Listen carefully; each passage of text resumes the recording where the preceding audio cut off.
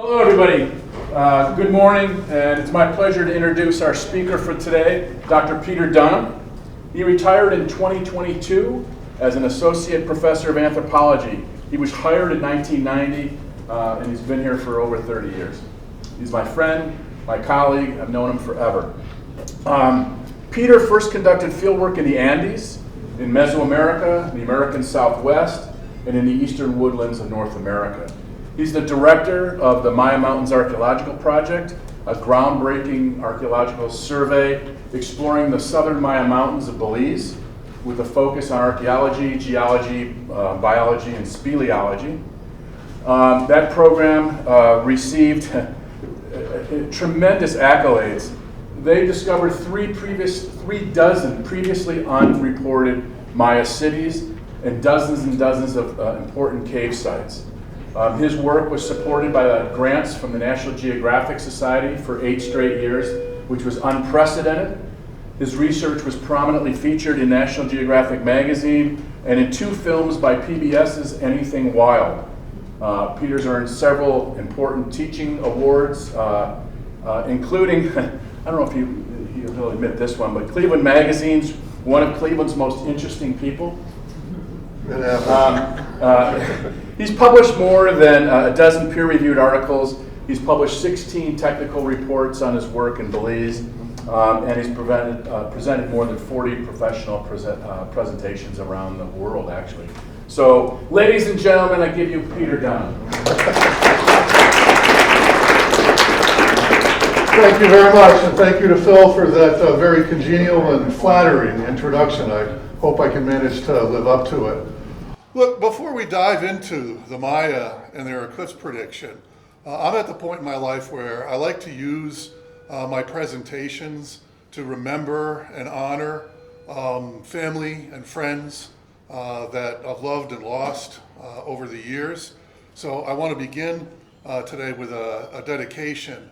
I'd like to dedicate this presentation to the life and to the memory of Johnny Tetrick, a Cleveland firefighter and hero, lost on the line of duty in November 22, okay? Johnny, you might notice I use the word lost and I put it in parentheses, or excuse me, quotes. That's because Johnny didn't need to die that day, okay? Johnny didn't die in a fire, a building collapsing, burning building collapsing upon him.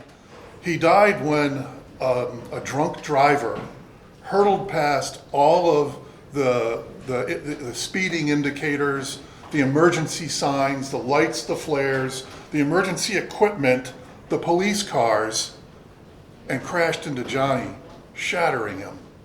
Okay? That's how Johnny died, sadly. All right? Johnny, like many firefighters and safety personnel, lived, and in his case died, by a biblical credo that he hand-painted on the back of his helmet. Greater love hath no man than this, that a man lay down his life for his friends. Okay? You may not realize it, but you were one of Johnny's friends because he laid down his life for all of us. Okay? So I'd like to take a moment today to remember that sacrifice. I'd also like to take a moment today to remember the incredible man that Johnny was. He was warm, generous, friendly, loving, caring, hilarious. He liked nothing better than a good joke or a prank. And he always had a warm smile, like the one you see here in the photograph taken by retired Cleveland firefighter Toby Tyler. Okay, this photo really captures that smile of Johnny's that he brought with him everywhere. Okay, so today I want you to remember the sacrifice that he made, but I want you to remember the person that he was more than anything. And next time you're driving around an accident scene, remember that there are other firefighters and safety personnel like Johnny there protecting us. So make sure you protect them, okay? All right, with that dedication to Johnny, I'd like to move along here now and begin our journey into the Maya and their eclipses.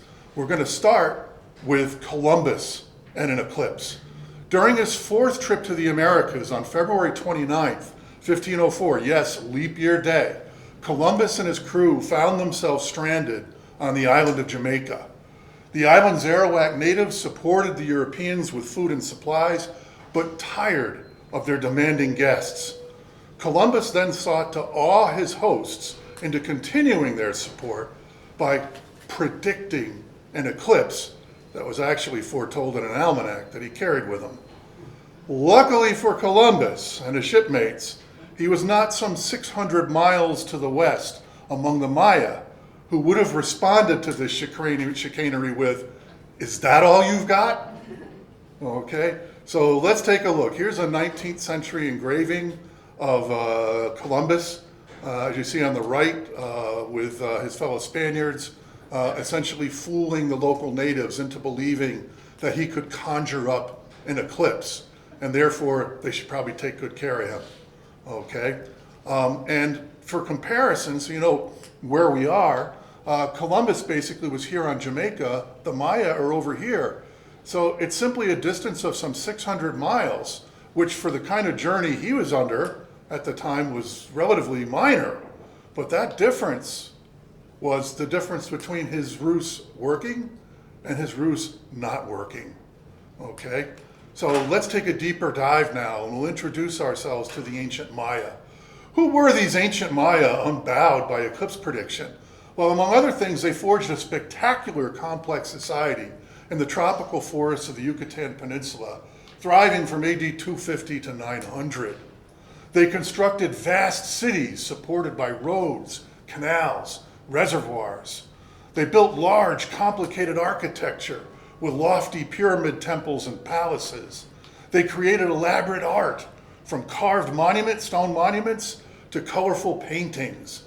And they perfected a phonetic writing system and an intricate cyclical calendar of their own. These guys were players, basically, serious players on the world stage. Here is the Maya homeland, outlined in green here. It's basically the Yucatan Peninsula and adjacent portions of the continental Americas. And I've emphasized two sites here that we'll revisit shortly. Uxmal in the northwest corner of the Yucatan Peninsula, and Huacatun in the heart of the Yucatan Peninsula. This is an area that most of us don't know much about unless we go to Cancun, okay, or Cozumel or something like that. But this was the heartland of all these great developments among the Maya that I referred to a moment ago. The Maya flourished during the classic period from AD 250 to 900. So this was their heyday.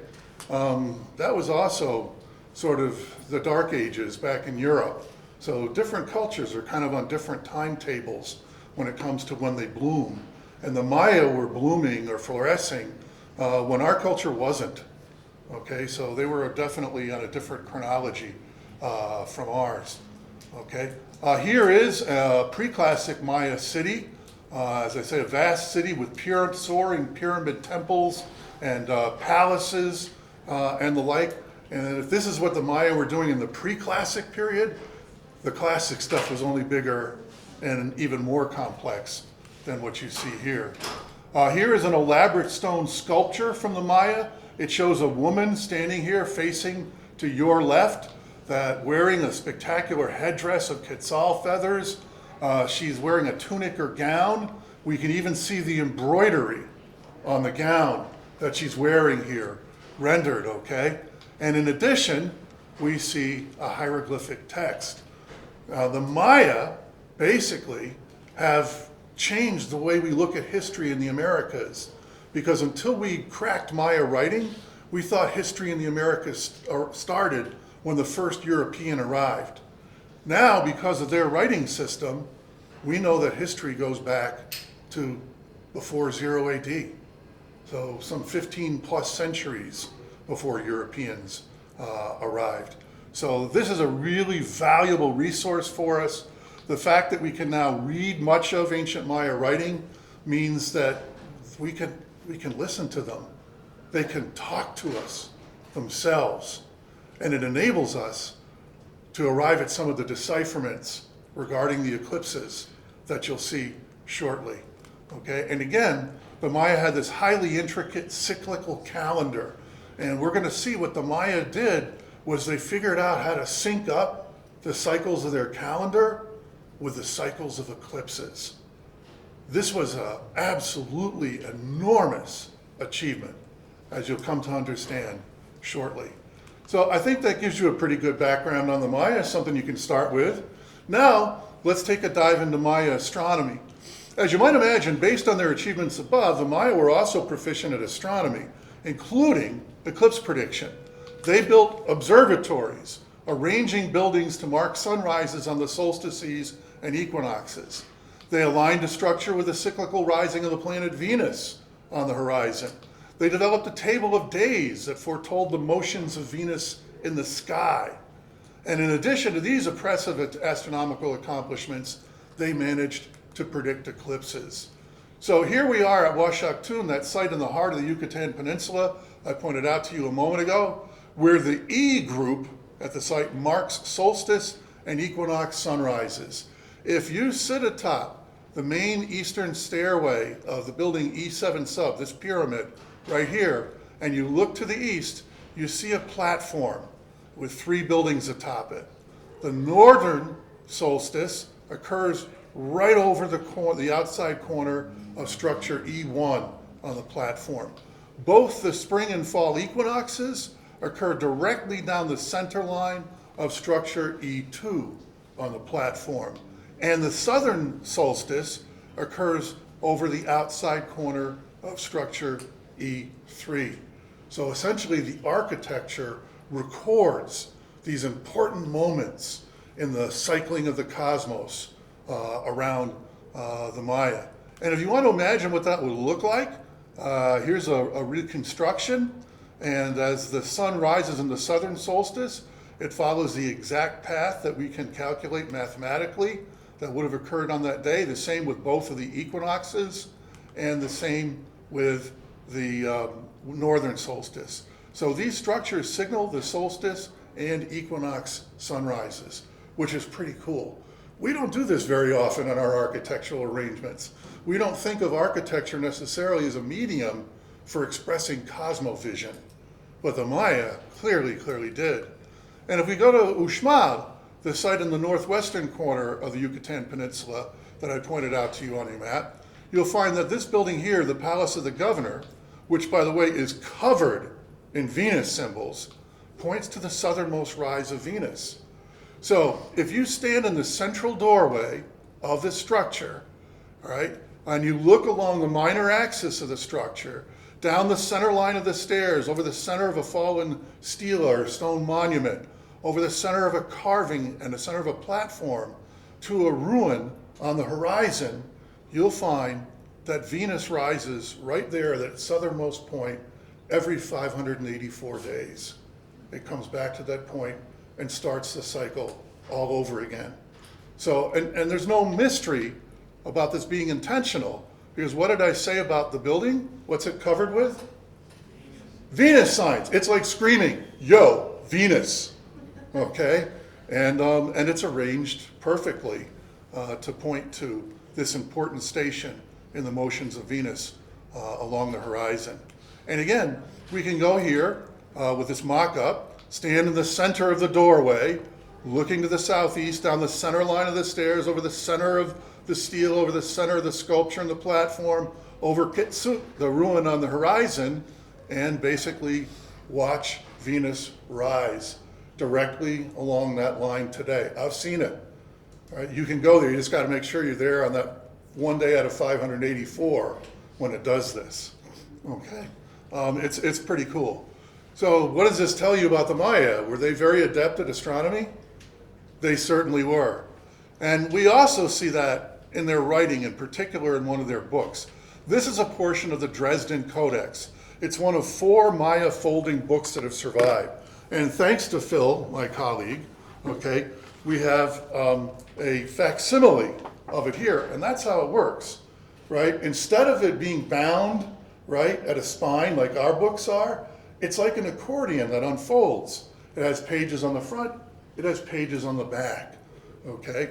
And we're interested primarily in a few of these pages here that we're going to explore in much more depth, okay? So it contains a table that forecasts the motions of Venus. Those are 4 pages from the Venus table at the left. So they're not just monitoring Venus on the horizon, they're calculating its stations in the sky, when it's the morning star, when it's behind the sun, when it's the evening star, when it's in front of the sun. And you add all that up, you get the 584 that's commemorated in the architecture at Uxmal that we just saw, okay? This is pretty spectacular stuff. And then that same Dresden Codex, following right after the Venus table, contains another table that predicts eclipses. These are 4 of the pages from the Dresden eclipse table. We're now going to explore in much more depth how that eclipse table works, okay? So eclipse basics. To understand eclipse prediction, we need to know the fundamentals of orbital geometry. The Earth orbits the sun, and the moon orbits the Earth. In a lunar eclipse, the Earth comes between the sun and the moon, casting its shadow on the moon.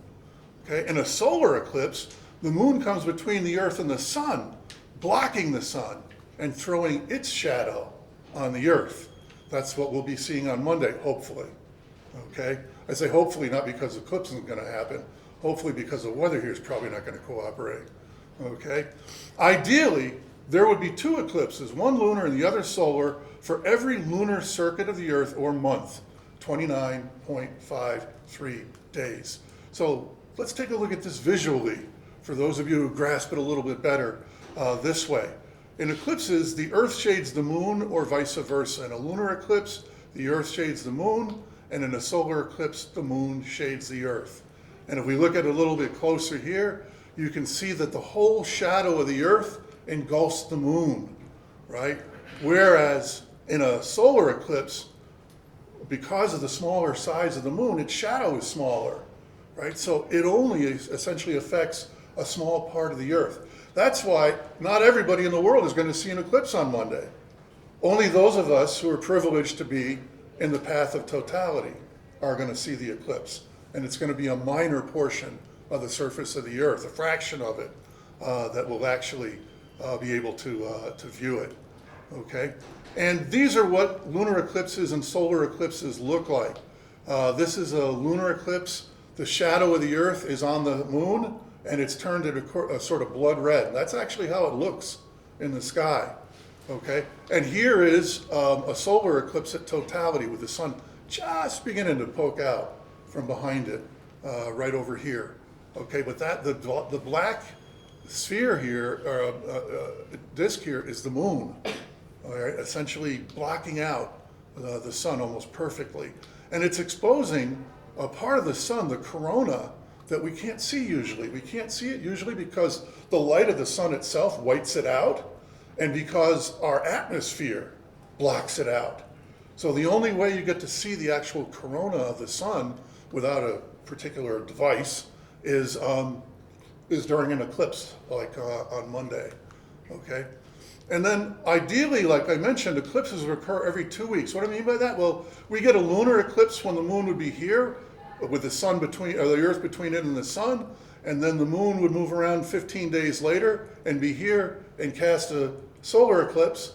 Then it would move another 15 days and there'd be another lunar eclipse, right? So if geometry were perfect, we would expect to have an eclipse, lunar or solar, every 15 days, and at least one of each a month. Do we get that? No, we do not, okay? So often it takes 5 or 6 months for eclipses to occur. Why is that? We're going to explore why. And fortunately, the explanation for why is going to be the key to recognizing the eclipse table in the Dresden Codex, all right? So eclipse details. As it turns out, the moon's orbital geometry is a bit more complicated for our purposes here. The plane of the moon's orbit is not the same as the Earth's plane. All right, it is inclined about 5 degrees. 5 degrees 9 minutes to be precise. Also, the moon's orbital plane is not fixed, right? It doesn't go through space at the same, aspect. It actually swivels around the Earth as it goes through space. Thus, eclipses can only occur when the intersections of the two orbits, the Earth and the Moon, aligns with the Sun, and the Moon is at the intersection. Okay, if that's a mouthful for you, I'll show you in just a moment, and you'll understand it. Given these intricacies, this configuration of the Moon being at the intersection of the planes, the intersecting planes of the orbits, commonly recurs at multiples of 5 or 6 months, 148 or 177 days, what we call eclipse half years or seasons. I want you to try to remember those numbers, 148 and 177. Okay, you're going to see them again here. So here's a simplified scenario, the perfect world, in which the plane of the Earth's orbit and the plane of the Moon's orbit are the same, basically. And the Moon, as it makes its way around, would go from lunar eclipse to solar eclipse back to lunar eclipse again. But as I mentioned, it's actually tilted a little over 5 degrees to the Earth's orbit, right? So that means there are times when the Moon's not going to be in a direct line with the Earth. It can't cause a solar eclipse. It can't cause a lunar eclipse, right? And it wobbles or swivels around the Earth. So that orbit is kind of a moving target. Now, I've exaggerated the speed here. It's much slower than this. So you can see it and understand the complexity of this, all right? Eclipses aren't quite as simple as we all think. You've got to control for all of these complications that I just mentioned here, basically, all right? And if you look at it from the side, you can see here very clearly that the Moon's orbit is inclined about 5 degrees to the Earth's orbit, okay? And we can look at it above and see the same thing. Here, what I've done is I've rendered half of the Moon's orbit, the part that is below the plane of the Earth's orbit, in dark gray, and the half of the Moon's orbit that is above the Earth's orbit, orbital plane, in light gray. And I'm going to put them into motion now. Now, as you're well aware, the Moon makes its 29.53-day circuit of the Sun. What you might not realize is that orbit, the orbital plane, is swiveling around the Earth at the same time, basically, okay? And for there to be an eclipse, the Moon, all right, and its plane, the plane of its orbit, must align with the Sun, right? So that intersection, basically, between the plane of the Moon's orbit and the plane of the Earth's orbit has to be aligned with the Sun, and the Moon has to be on that intersection, either between us and the Sun for a solar eclipse or behind us, okay, for a lunar eclipse. Those two things have to converge. You have to have the intersection and the Moon in alignment with the Sun. Otherwise, no eclipse. And this is why we don't always get eclipses every 15 days. You can get the odd one like that, but the majority of them are 5 to 6 months apart. They're 5 to 6 months apart because of these complexities in the orbit of the Moon, essentially, okay? And they'll realign when the Moon is 5 or 6 months farther along its circuit around the Sun, and realign again 5 or 6 months later. And of course, those 5 or 6 months amount to what in days? 148 or 177 days. And of course, this is what it looks like, again, a side view, when the Moon, the Earth, and the Sun, and the intersection are all lined up.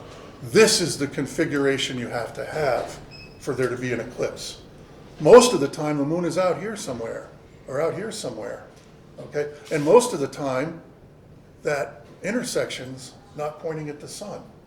So it's only those few days when the intersection and the alignment with the Moon come together in orientation to the Sun to give us an eclipse. Okay, you got all the astronomy you need under your belt right now. All right, that's the basics. Now we just need to do a little bit of Maya math. Here's the good news. Maya math is kind of fun and simple. And I tell you that as a math hater, right? Although I ended up spending much of my career creating mathematical models, but I've never been a math fan, okay? So Maya math, a quick primer in Maya mathematics will also help you to make sense of the eclipse table. The Maya employed a base 20 system of enumeration. We use base 10. You count to 10, then you count the numbers of 10, okay? They counted to 20, and then the numbers of 20s, all right? So with the first position recording from 0 to 19 instead of 0 to 9 in our case, and the second the number of 20s and so forth, right? These digits are often stacked vertically with 0 to 19 at the bottom and the 20s above. So we go from left to right in our digital system, right? So the first number is a number of ones. Basically, the next number is a number of tens to the right, and then hundreds, and then thousands, etc. This works the same way. It's just that instead of going sideways, it goes vertically, with a number of ones at the bottom, the number of 20s above that, etc. Okay? You'll see what I mean in just a moment. The numbers are written with just two symbols, which is really cool. Okay? Dots and bars. A dot standing for 1 and a bar 5. So you can write any number with just two signs, dots and bars. Right? If you have, say, 2 bars, that's 10. And you got 3 dots above it, that's 13. Okay, that's all it takes. It's really simple, very cool. And again, they're frequently stacked, as I'll show you. Our numbers can be rendered into Maya notation and vice versa as follows. Let's take a number like this one, 148. How do we get to the Maya equivalent? Well, 148 is basically 7 20s, 140 divided by 7, plus the remainder, 8. And over here, you see a bar for 5 and 2 dots for 1s. That's a 7. And then we have 8 left over. We got 3 dots for 1s and a bar for 5. That's 8. So this is 7, 8 right here. And when you multiply this by 20, you get 148. The exact same thing down here for this number, 177. We want to render 177 into Maya notation. Basically, we divide it by 20, we get 8. We divide 160 by 20, we get 8. And then the remainder. 8 is 3 dots and a bar, right? 5 plus 3. And then 17 is 2 dots and 3 bars. 5, 10, 15, 16, 17, right? So this is the number 177 written in Maya notation. And we can do the same thing in reverse. We can flip it around and we can take a number in Maya notation and we can break it down into our notation. So 7 20s or 140 plus 8, the remainder, gives you 148. 8 20s plus 17 gives you 177. Okay, so we can work these either way very easily. So this is a very nice sort of feature of Maya mathematics, is that you don't have to learn a whole lot of rules to be able to figure out how to use it. And pretty shortly, guess what? You're going to be using it. Okay? Now, do you recognize those numbers? 148, 177. Have we seen them already? Where did we see them? Those are the numbers I asked you to remember, the eclipse cycle numbers. So now you can actually see them in Maya and try to remember them, okay? So I want you to try to remember a number that has a bar and 2 dots, or a 7 at the top, and an 8, a bar and 3 dots at the bottom. And a number that has an 8, thankfully they repeated the 8. We can thank the solar system for that, okay? And a 17 at the bottom. So these are the only 2 numbers that you're going to need to know from here on out. So if you can recognize a bar and 2 dots and a bar and 3 dots, a bar and 3 dots and 3 bars and 2 dots, you're good. And I think you're going to be just fine in a few moments. All right? Now let's turn to the eclipse table itself. Okay, let's apply what we just learned about eclipses and Maya numeration to a table of notations and imagery in the Dresden Codex. It encompasses a segment of 8 consecutive pages from page 51 to 58. These pages are distinguished by a pattern that they repeat, in which a series of numbers is followed by an illustration. So we're going to see a pattern in which a series of numbers is followed by an illustration. The pattern appears pretty much throughout the text, okay, or at least the table, I should say. But we will focus on the lower fields of the initial 3 pages of the table as an example. We don't need to look at the whole table to see the pattern because it's across the entire table, okay? And again, the Maya made it simple for us because they read generally like we do, from top to bottom to left and right. We take that for granted, right? But there's plenty of writing systems out there that don't read this way. Chinese doesn't read this way. Arabic doesn't read this way. Hebrew doesn't read this way, okay? We got lucky. The Maya read pretty much like we do. So I'm not going to have to teach you how to read backwards from our point of view today. You can basically use your usual accustomed approaches to how to process visual information on a page in a Maya book, all right? Here are those 8 pages from the Dresden Codex, pages 51 through 58, and they have the dates and the numbers and images that are of interest to us here. We're going to focus on these first 3 pages, not because there's anything special about them, but simply because they're a great example of what we find repeated throughout the rest of the text, okay? And if we look at these first 3 pages close up, this is what you see. That's an ancient Maya book. That's the Dresden Codex, okay? Does it look a lot like our books?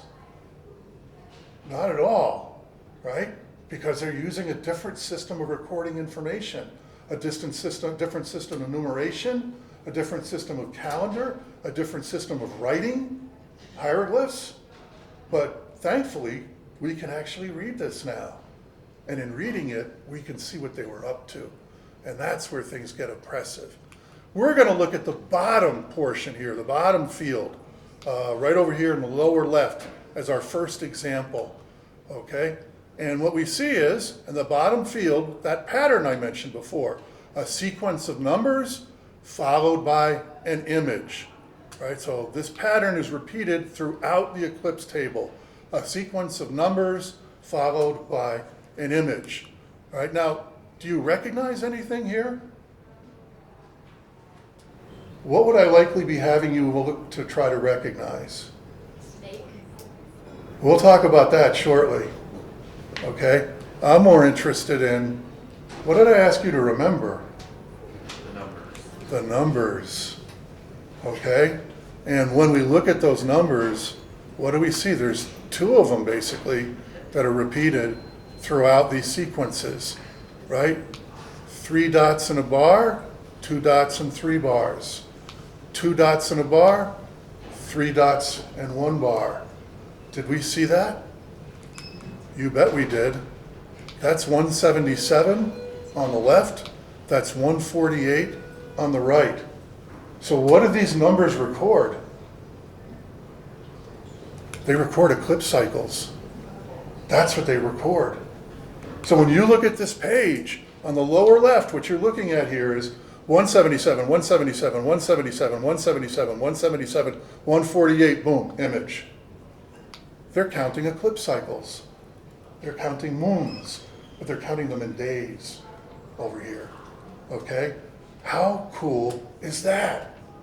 Can you imagine if you were the first scholar, a guy by the name of Meinhaus, a German, back in 1913, who looked at this table and fortunately knew enough astronomy to realize, guess what? These are eclipse numbers. Oh my God, this is a table of eclipses.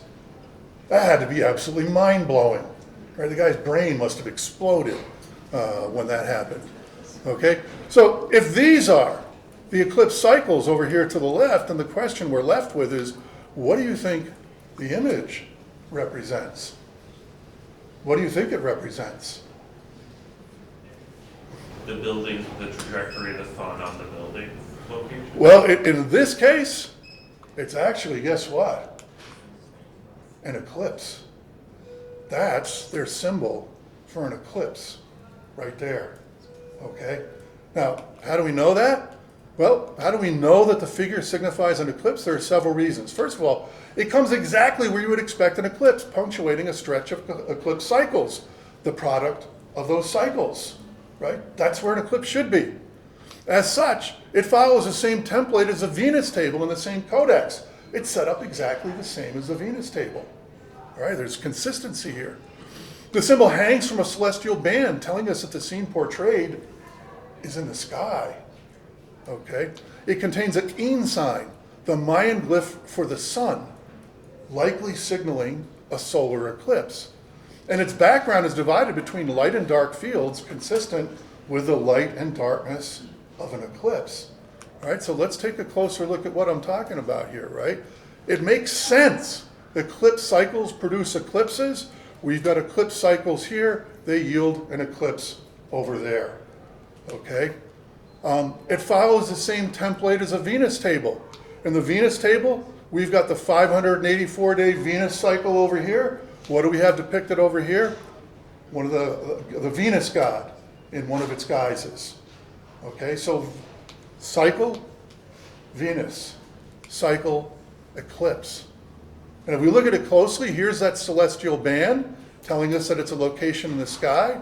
Here's the keen sun or day sign in the center, telling us that this has to do with the sun. And here are the light and dark fields behind it, signaling that it is an eclipse of the sun in the heavens that's taking place. And it is all perfectly consistent with what we know of Maya cosmovision, what they have expressed in terms of the eclipse cycles in the table, etc. Okay? Let's talk about Maya eclipse cosmovision. The eclipse images can help us to see how the Maya understood and viewed eclipses. One shows the eclipse symbol at top with a coiled serpent rising up beneath it, jaws wide open, biting it, suggesting such an encounter as the cause of an eclipse in mythological or cosmological terms. In other words, hinting that the sky serpent is taking a bite out of the sun, causing the eclipse. Another depicts a dead woman hanged from a celestial band, perhaps the moon goddess, as she eclipses the sun, or herself is eclipsed, conveying the dark, threatening nature of an eclipse as day becomes night and the cosmic order is inverted. I want to remind you how profound that is, right? A solar eclipse really turns upside down everything the basic things we know about the cosmos. We expect there to be day and night. And all of a sudden in the middle of day, guess what we have? Night, okay? So for traditional people like the Maya, this would have been a really extraordinary feat, one that would have caught their attention, and one that they would have wanted to control as best they could by understanding its cycling. As we've seen, they clearly did. They recognized eclipse cycles. All right, that's the first step, basically, in them controlling an eclipse. But here's how they imagined eclipses. We've got our 177s and 148 here, and our eclipse image, another one that's on a different page.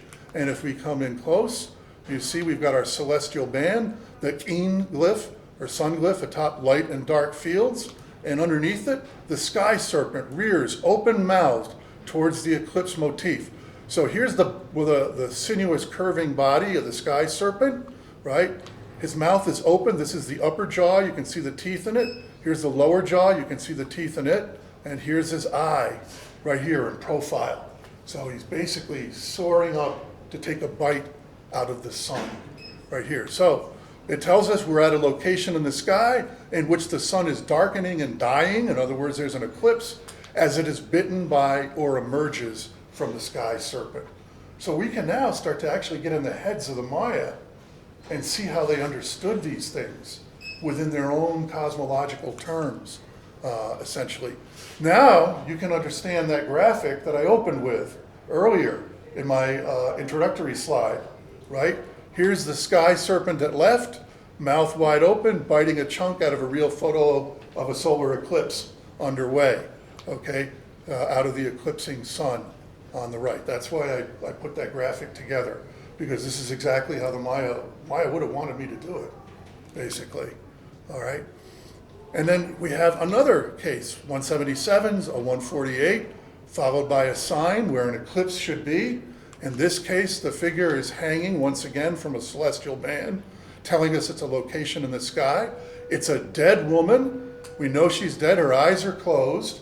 She has these black dots on her. These dots are essentially a convention that the Maya use to represent death. So she's a dead woman. And of course, the moon appears to die when it comes between us and the sun, or when it gets shaded out by the Earth's shadow, right? So what we're looking at here potentially is the moon goddess dying, the moon blocking the sun or being shaded by the Earth. a solar or lunar eclipse.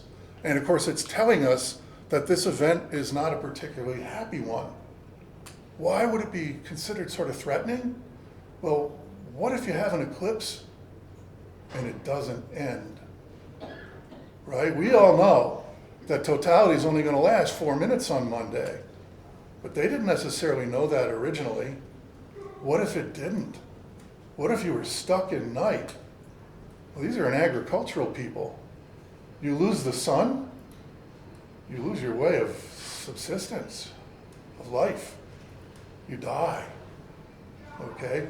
So these were truly dark times in the minds of the Maya. And that's captured here in the death imagery that we see.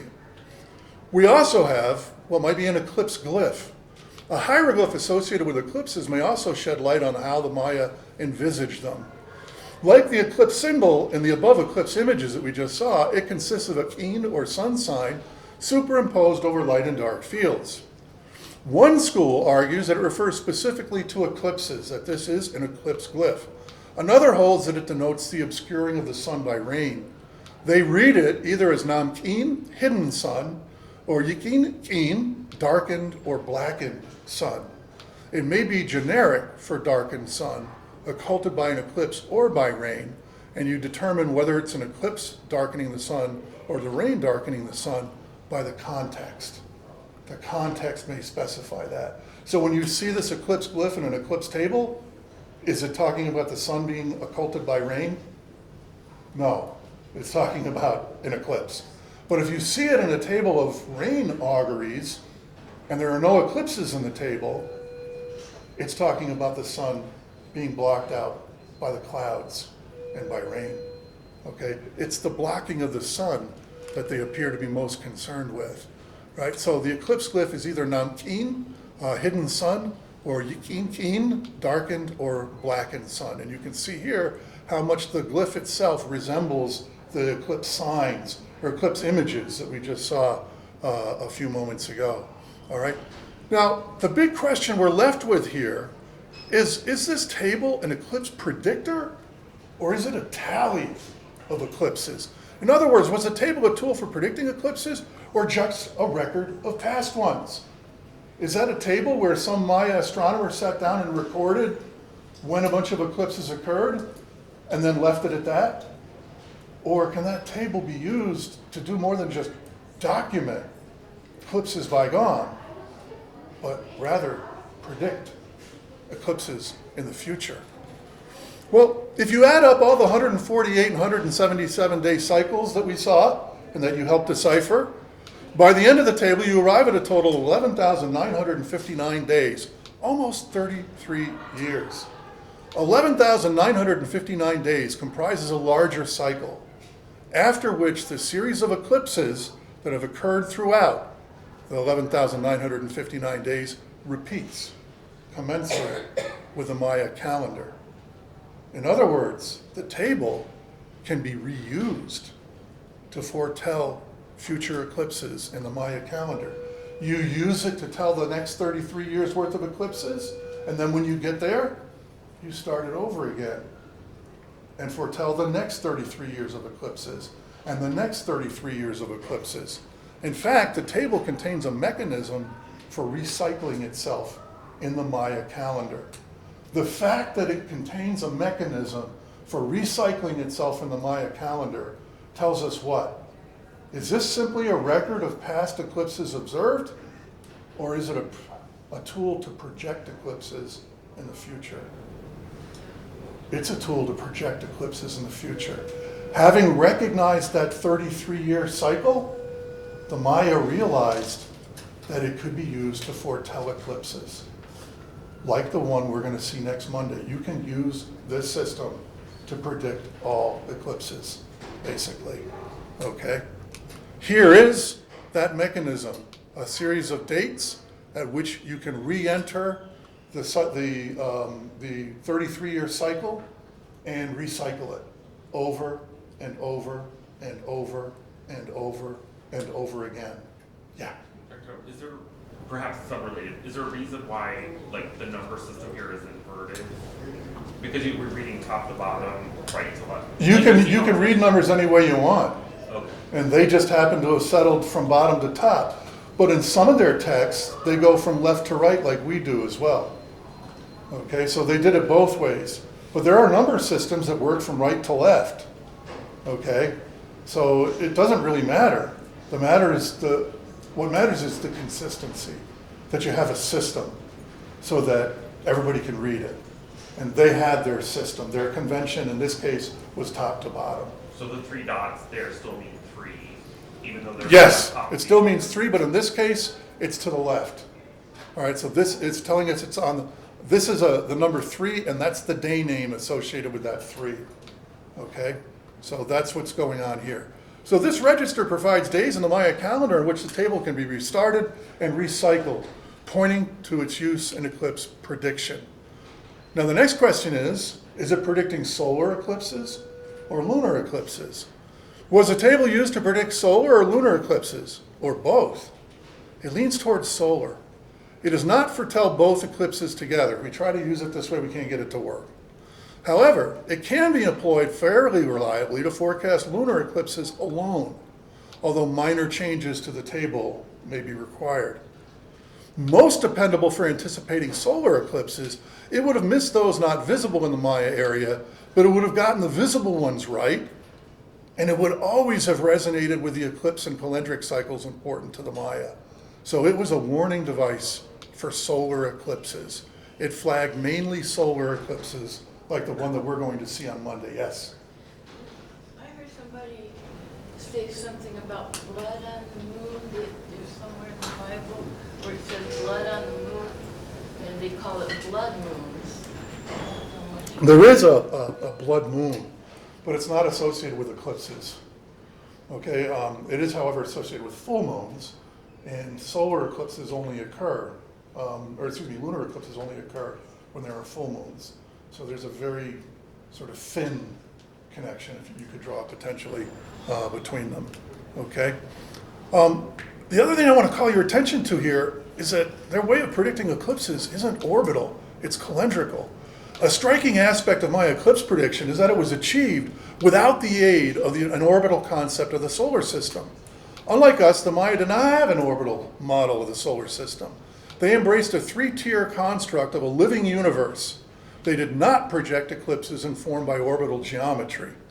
Instead, as we've seen, they correlated naked eye observations of eclipses with their intricate calendar, synchronizing multiple, highly complex eclipse and calendric cycles. A remarkable human feat, right? I mean, remember, they synchronized cycles over a period of 33 years, right? So they had to have observations to recognize that 33 years was a cycle. It had to have happened 3 times. The second time it happened, you think, oh wow, there's another one 33 years later. I wonder if that's a cycle. It's not until the third time when it happens again after 33 years that you realize it's a cycle. Okay? That's 100 years. How long do we live? Most of us don't reach 100, and back in their day, the average lifespan was probably in the low 30s. So no one person made the observations to put this together. It took generations of Maya scholars to put this together, recording it and passing their observations on to the next, right? That was an absolutely amazing accomplishment, to put all these cycles together over such huge periods of time. So again, the Maya did not have an orbital concept. Instead, they envisioned a 3-tiered animated cosmos with 3 abodes, the heavens, earth, and underworld, occupied by different beings, celestial bodies and gods in the heavens, humans on earth, and ancestors and gods in the underworld. Nothing here helps you predict an eclipse, okay? And it's not related to our orbital geometry whatsoever. But they did correlate eclipse cycles and calendar cycles. Small cycles, big cycles, over huge periods of time. And that is an incredible intellectual achievement. We tend to relate eclipses to spatial cycles, orbits, as I did earlier when I was explaining eclipse geometry to you, right? The Maya related them to temporal cycles, time, in their calendar. That's how they predicted eclipses. So they predict eclipses a bit differently from the way we do. But Maya eclipse prediction ranks among the great intellectual achievements of humanity. I mean, this is absolutely stunning. It's right up there with the first stone tools, the first writing, the first light bulb, E equals MC squared, basically. Rendering an eclipse as a function of time in Maya culture is kind of like relativity in ours, okay? So you're looking at a Maya Einstein, or a set of Maya Einsteins who did this over 1,000 years ago. Maya books, there were many of them. Finally, in the 1560s, during the Spanish conquest of the Maya, the renowned extirpator of Maya idolatry, Bishop Diego de Landa of Yucatan, wrote in his own defense that, and I quote, "We found a great number of books and their characters, and as they contain nothing but superstition and falsehoods of the devil, we burned them all." Oh, crap, right? And he continues, "which aggrieved them, the Maya, to an amazing degree and caused them much pain." Why did it aggrieve the Maya? Because they knew that this wasn't superstition and falsehoods of the devil. These books contain eclipse predictions, Venus predictions, who knows what else? But the Spanish didn't get that, and they destroyed those books. Given the incredible content of the 4 Maya books that we know, like the eclipse table or the Venus table, we have to wonder what marvels the other books held that have been lost to the world forever. And here you see a portion of one of Diego Rivera's murals in the of Mexican history at the National Palace, and it shows Bishop Landa at his auto de fe in Mani burning the books of the Maya, burning the library of an entire civilization, basically. Okay? All right, so how might Columbus have fared with his eclipse trickery among the Maya? What do you think? Probably not very well. Okay? If what we know about the other Spaniards who were shipwrecked among the Maya is a good indicator, then he likely either would have been basically adopted by the Maya, made Maya, or he would have been enslaved by the Maya. There's even the possibility he might have been sacrificed by the Maya, okay, as an evil wizard or something like that. Any of those 3 outcomes could have changed history as we know it, which is pretty wild to think about, okay?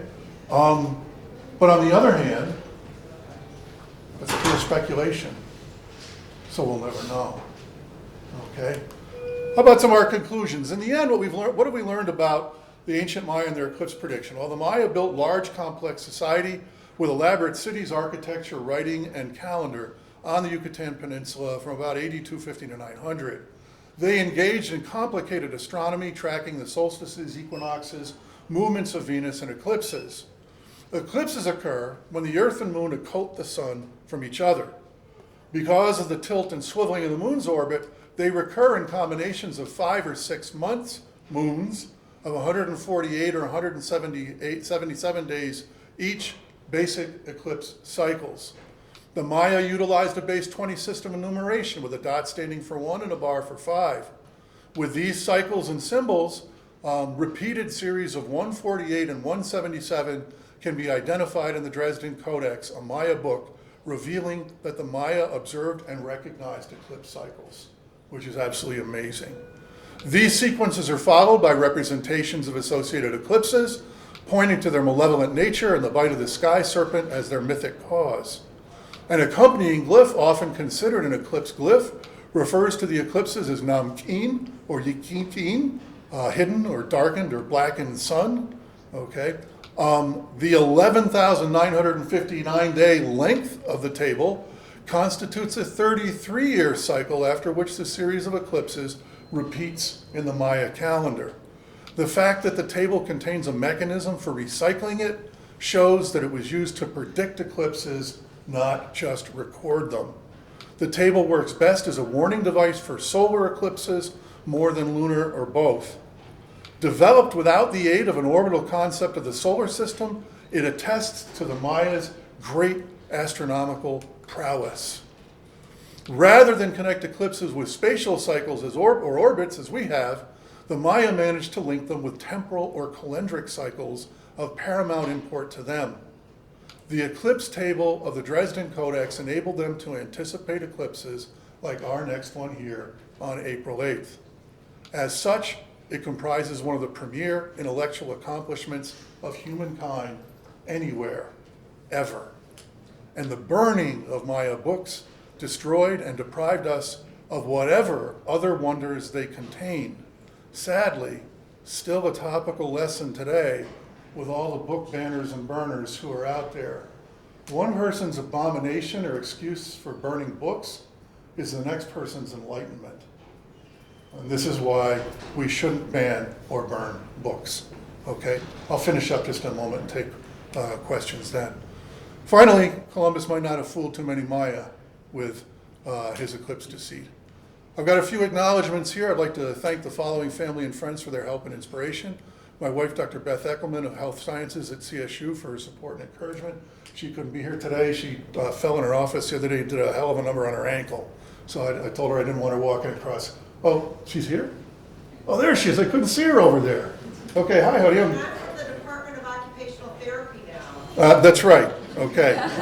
Okay. But occupational therapy is within health sciences, correct?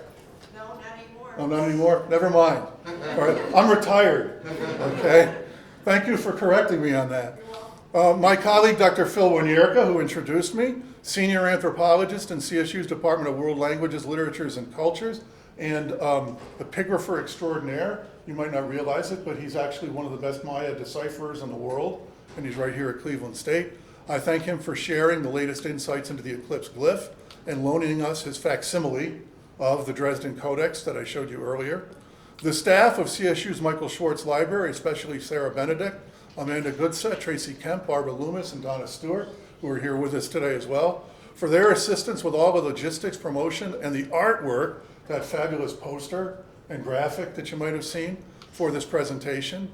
The Saxon State Library and University Library in Dresden, Germany, for their phenomenal photos of the Eclipse Codex, which you can get access to right here. Toby Tyler of Bill Tyler Photography for his great portrait of Johnny Tetrick in his Cleveland Fire Department dress uniform and that classic Johnny smile. And again, you can also connect with Toby's photography at his website here. And last but not least, my first mentor, Dr. Tony Avini of Colgate University, who virtually pioneered the field of archaeoastronomy. That was my first undergraduate degree, believe it or not. He also taught me how to teach by his gifted example. He actually won the Professor of the Year for the entire United States for his teaching back when I was his student, and specifically taught me how to understand and explain the Dresden table. And I'd like to leave you again with one last thought about Johnny. Don't forget him, and don't forget those other firefighters and safety personnel at accident scenes when you're navigating around them, okay? And folks, that's it. When the serpent bites the sun, how the ancient Maya predicted eclipses like the coming one here on April 8th. And I'm happy to answer any questions you have. Thank you.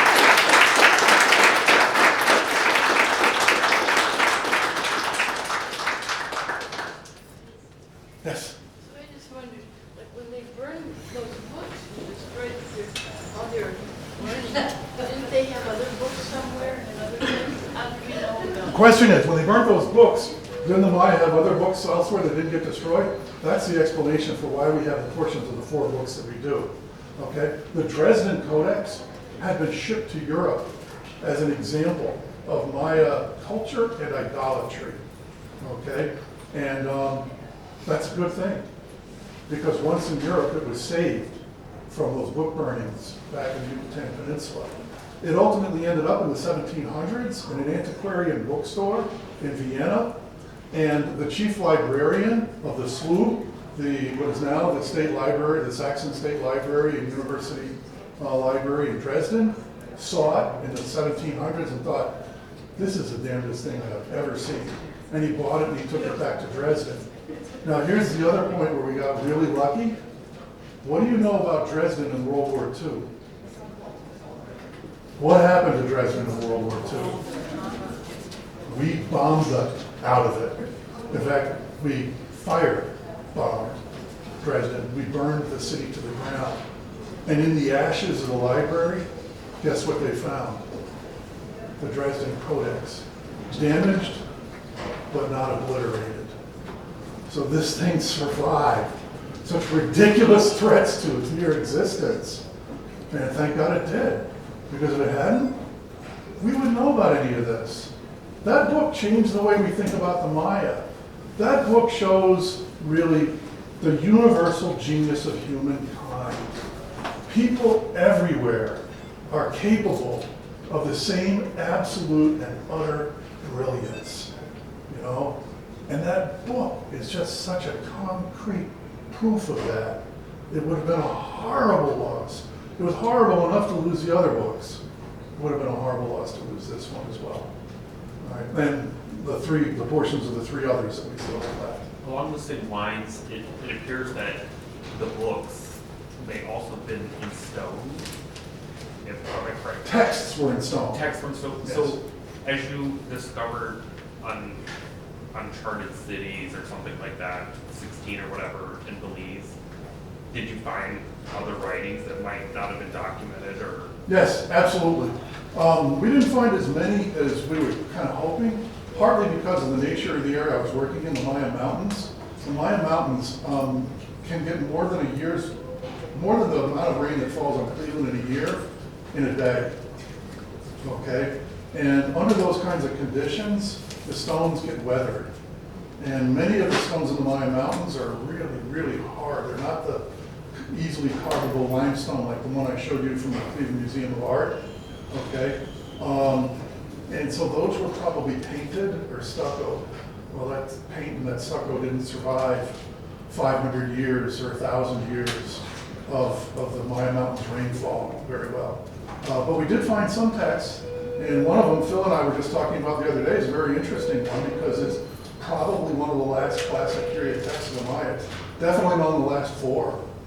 So when the Maya were sort of, their lights were going out at the end of the classic period, this is one of the very last texts that they carved in stone before the classic period ended. And it's in the foothills of the Maya Mountains where we found it. Yeah. So the texts aren't necessarily books. They use a different style of glyph, kind of like we have different fonts to write in English. They had different fonts as well. They had a font that was very typical that they used in the books, like what we saw here today. The fonts that they used in stone were very different. And it probably comes down to the differences of medium. The books were basically painted, the other ones were carved. And so, as a former artist myself, I used to illustrate books and magazines. The medium you use has a profound effect on the way you portray things, including writing. Okay, and so a lot of it probably boils down to the differences in media that produce the differences in the actual representation of the hieroglyphs. Yes? The books, what was the paper? Oh yeah, it's actually very interesting. It's the core of each page is essentially ground up fig bark, which is a very fibrous bark. Okay, and so they ground it up and they mushed it up until all those fibers became completely intertwined, wrapped around each other, basically holding it together. That's basically what we do when we produce paper. It's the same thing.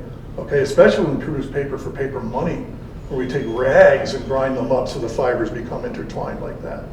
Then the next thing they would do is once they had all the pages, they would stucco the pages. They would coat them with a very thin veneer of lime, and then they would paint on the lime.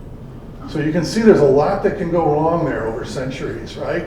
The fig can decay.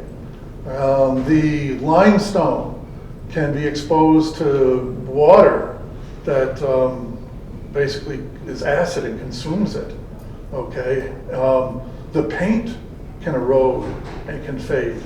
So as a consequence, it's not often that a Maya book that might have been placed in a tomb, for example, could survive intact all the way until today.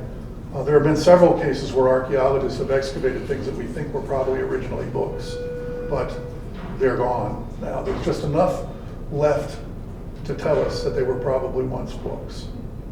Yeah. Yes? Do we know, like, could everybody read in society? Oh, that's a really good question that was asked earlier, okay? And we don't know per se. In other words, there's no Maya text that says, you know, everybody can read or nobody, you know, hardly anybody can read. But we can sort of hazard an informed opinion on that based on other traditional societies around the world. It's really only within the last century and a half to 2 centuries that much of the world has become literate, right? In our country, most people do read and write, but we still have I have illiterate people in my family until fairly recently, you know? But in traditional societies around the world, it's such an involved process to learn how to read that your average person isn't going to learn how to read very easily. And so in most traditional societies, reading is something that's handled by specialists. Sometimes it's a ritual specialist like a priest. Sometimes it's a scribe, who basically is a professional who reads and writes. And sometimes the scribe and the priest may be one and the same. Among the Maya, we suspect that it was actually a limited portion of the population that could actually read verbatim their script, okay? And it probably wasn't everybody. And in many cases, you can imagine that text that I showed you on the carved stone that's over at the Cleveland Museum of Art is an historical text, right? So it actually recounts some of the history of the Usumacinta Basin, a river basin in the Maya homeland. And that text, if that were mounted on a wall or as a lintel upside down in a doorway, the local Maya historian could have read it. And imagine how impressive that would have been to your average Maya person who couldn't read when this historian walks up and verbatim, with every nuance, every inflection, repeats the content of that inscription. And the same with a book, right? So these codices, the person who probably read the codices to the public, who told them there's an eclipse coming, was probably a specialist, you know, and it would have been a very powerful thing to have this specialist read something that you couldn't read, right? And it would have reaffirmed the importance of that specialist.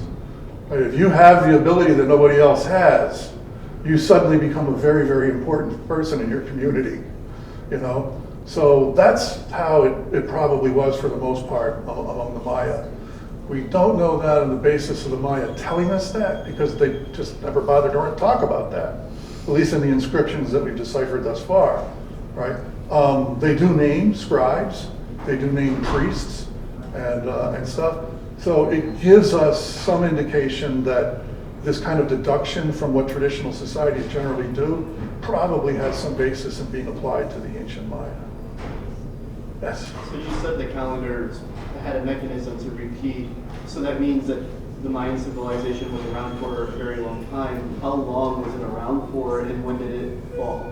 Yeah, you know, that's a really good question. It's a lot more complicated than you might think. Yes. So we know that the Maya, for example, existed over 1,000 years BC. Wow. You know, we find large Maya sites from 500 BC on. We find texts from sort of 300 BC on. We don't necessarily see the same production of carved stone monuments and things that we see during the Classic period, but clearly it's already a complex society, and they're already doing elaborate and impressive things.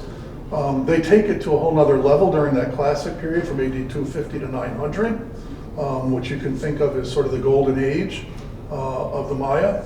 But by the 9th century AD, the AD 800s, things were starting to fall apart. They do talk about the disruptions to their dynasties and stuff like that that were taking place as they were beginning to collapse. So we do have some texts that actually refer to that time period.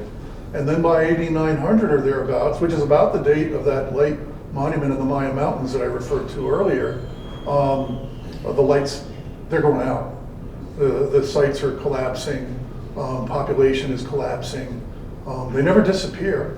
There are still several million Maya people today, some of them right here in Cleveland, some of them with degrees from Cleveland State University, okay?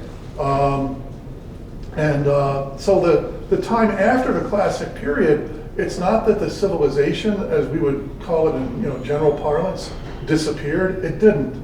It just kind of, Their culture was shifted to match the Europeans, essentially. Right? well, it started to sort of lose some complexity around AD 900 to 1000. So by the time the Europeans arrived, it had already lost some of its complexity, right? The book you just saw here, the Dresden, was probably produced around AD 1200. So it was produced during that time where the Maya were already in decline.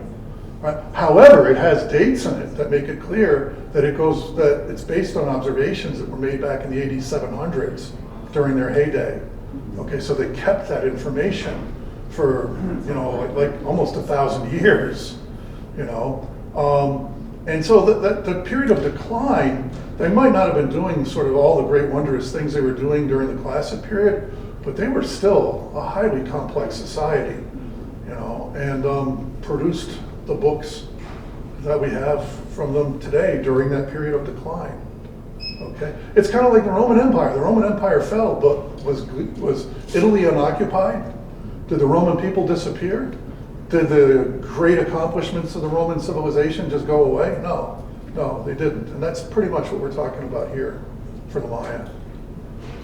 Yes? Do you think there's any connection with the Serpent Mound in Ohio? With what you're talking about? Do I think there's any connection with Serpent Mound here in Ohio? That's a really good question. Serpent Mound is down towards Dayton and Cincinnati. It's a hilltop that's been leveled off and has a huge sinuous serpent atop it with its mouth open. It's made out of an earthwork, basically, an embankment. And there's an egg-shaped mound in the mouth of the serpent, basically. A number of people have argued that the Serpent Mound is a constellation. Okay, so it represents on the ground a constellation that's in the sky. In other words, a sky serpent of sorts, kind of like what we just talked about with the Maya. But we don't know that. It also points to the equinoxes too. It does, but, and I'm kind of pardon me, with the turd in the punch bowl when it comes to this. All right, I have a degree in ancient astronomy. I tend to be pretty hardcore about what I require because I know I have a degree in astronomy and archaeology. People who make a lot of those interpretations have a degree in archaeology but no astronomy, or they have a degree in astronomy but no archaeology. It's rarely you find somebody with the expertise on both. And so I'm not as persuaded by a lot of those kind of claims because you could probably fit that to just about anything in the sky. And the amount of area that's supposed to point to the solstices and the eclipses could easily be widened or narrowed to point to something else. All right, so it's hard to say definitively that interpretation is correct. I tend to be pretty conservative. Like, for example, that building at Uxmal, right? It points to the southernmost rise of Venus, and it has 584 Venus symbols on it. 584 is the number of days it takes it to come back to that point. That's a proof right there. That's the Maya telling us what it was about. The problem with the Serpent Mound is the builders of it did not leave us texts that we can read today. We don't think they had them, but even if they did, they haven't survived. So we don't have the same kind of cultural resources to help us flesh out and really build a strong foundation for an interpretation like that. Now, you asked about influence too between the Maya and Serpent Mound, and that's another question. I think it's, and to answer that question, you have to remind yourselves that the Maya were not alone in Mesoamerica or Middle America, what we call, which is Upper Central America and Lower Mexico. There were all kinds of other great complex societies there. There were the Aztec, the Toltec, the Mixtec, or as I like to say, the Tex. Okay, and they also, many of them had writing systems. They also practiced astronomy. And Mesoamerican cultures in general had broad influence. There are influences from Mesoamerican cultures into the American Southwest among the Pueblo people. There are influences from Mesoamerica probably up the Mississippi Valley, at least into Illinois. Okay, and there's even an archaeological site in Florida that has a stela. It's not carved like a Maya stela would be carved, but it's a stela. And of course, where is Florida? It's directly opposite the Yucatan Peninsula on the other side, north of the Gulf of Mexico. So, is it the case that some great Maya savant made it all the way to southwestern Ohio and inspired people to build the Serpent Mound? Probably not. Right. Is it possible that awareness of Mesoamerican astronomy and the cosmos made its way there, sort of being repeated from one culture to the next? That's possible. But what did we just learn from the Maya? What we learned from the Maya is that all human beings have this inherent ability to be geniuses.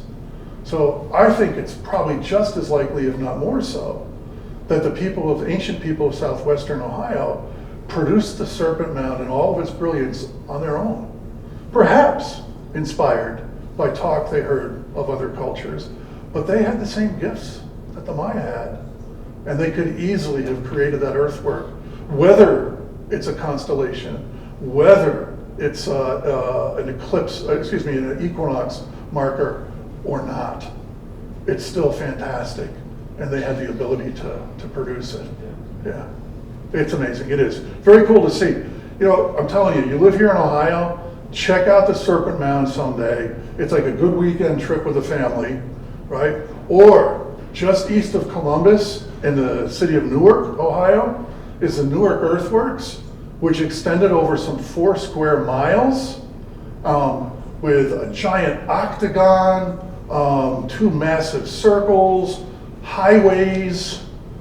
These are sites that'll change the way you think of our native North Americans, not just native Mesoamericans, okay? There's Euclidean geometry in the geometric earthworks of the Hopewell people in central Ohio. They didn't know who Euclid was. He didn't know who they was, or they didn't have any contact. They came up with Euclidean geometry on their own. And these are the same people that our cowboy and Indian movies show us as running around like, savages and everything. They did us a real unfortunate favor with those movies. They created an image of Native Americans that really is not convergent with the reality of who Native Americans were.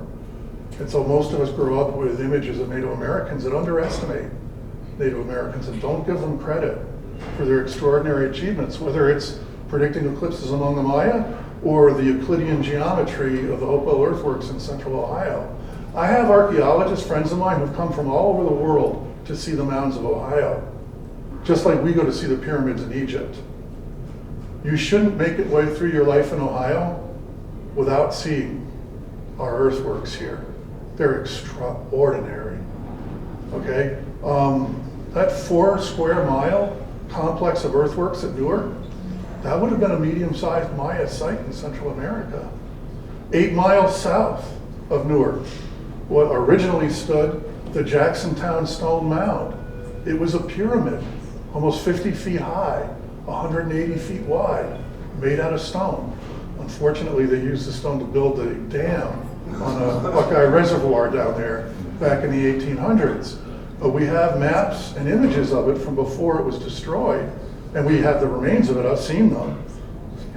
A stone pyramid that size would have been perfectly at home in a Maya ruin in Central America, but it wasn't in Central America. It was in Central Ohio. So these things are here among us as well, which is pretty darn cool. Yeah. To piggyback off of that, then, do we have evidence that maybe the Mayans were trading or communicating with the Aztecs or the other texts? And were they, obviously they were contemporaries at some point in time, but maybe not during their peak? That's exactly right. You just nailed it on the head. Okay, the Aztecs hit their peak from the 1400s into the 1500s. They were only about 100 years old in terms of flourishing when the Spaniards arrived. So the Maya were already well in decline by that point. So their apogees did not overlap. But the Maya culture still existed as Aztec culture was coming up. And they're both part of this larger grand Mesoamerican tradition. So both the Maya and the Aztec inherited some of their ideas from sort of common ancestral cultures, if you will, in Mesoamerica, like the Olmec So they still had a lot in common, even though, they didn't overlap in terms of their heydays. And they were aware of each other. There were Maya who traveled to the Aztec realm. There were Aztec in the Maya realm. Okay, so they're all part of the same, Mesoamerican cultural sphere. So they definitely interacted. Yeah. Yes. So in this lesson book, we see numbers and we see figures similarly to the eclipse, but were sort of actual text that we Yes. could say were sentences that we could Yes. Yes. Okay. So you just looked at 8 pages. Okay, out of a manuscript. I forget the total number, but it's way more. It's like 10 times that. Okay. And in other segments, we have auguries for rain that are written in sentence form. Some of the Maya texts are actually poetry. So they're written with meter and rhyme. Some of them are prayers that have been committed to text. You see all of this in Maya writing. And so it just so happens that we're talking about an eclipse cycle here that is mostly numbers and cycles. So most of the text that you just saw is about the eclipse cycles and about their days, equivalent days in the Maya calendar. And there's not a whole lot of inscription there. But it turns out we don't really need it because we can identify the cycles, we can realize what they were doing. Yeah. Personal question. Are you going to watch the eclipse with those special glasses? Am I going to watch the eclipse with those special glasses? And the answer to that is you bet I am. Okay? Because if you try to watch the eclipse without them, you might not be watching too much else. Yeah. Yeah, I've got about half a dozen different pairs. And I have a telescope with an eclipse filter on it. You can't trust them, can you? Oh yeah, well, no, you need to look for, they need to be certified by the ISO. If it has an ISO number on it, then that tells you that it's met the certification and that you can use it. I would say buy them, if you're going to get them from a reputable source. Don't go on eBay. Well, it's probably too late for that anyhow. But don't buy them on eBay or someplace like that. Get them from some reputable source. Okay. Museums, astronomical societies, places like that. But you'll find that all the ones that can legitimately protect your eye have an ISO rating on them. And that's the key. If there's no ISO rating, do not use that thing because it can really destroy your retina. Just a few moments, not a few minutes, a few moments of staring directly at the sun can destroy your retina for the rest of your life. So you definitely don't want to have that happen. Thank you for asking that question because I really wanted to make sure that everybody here left with that message. I gotta say ISO number.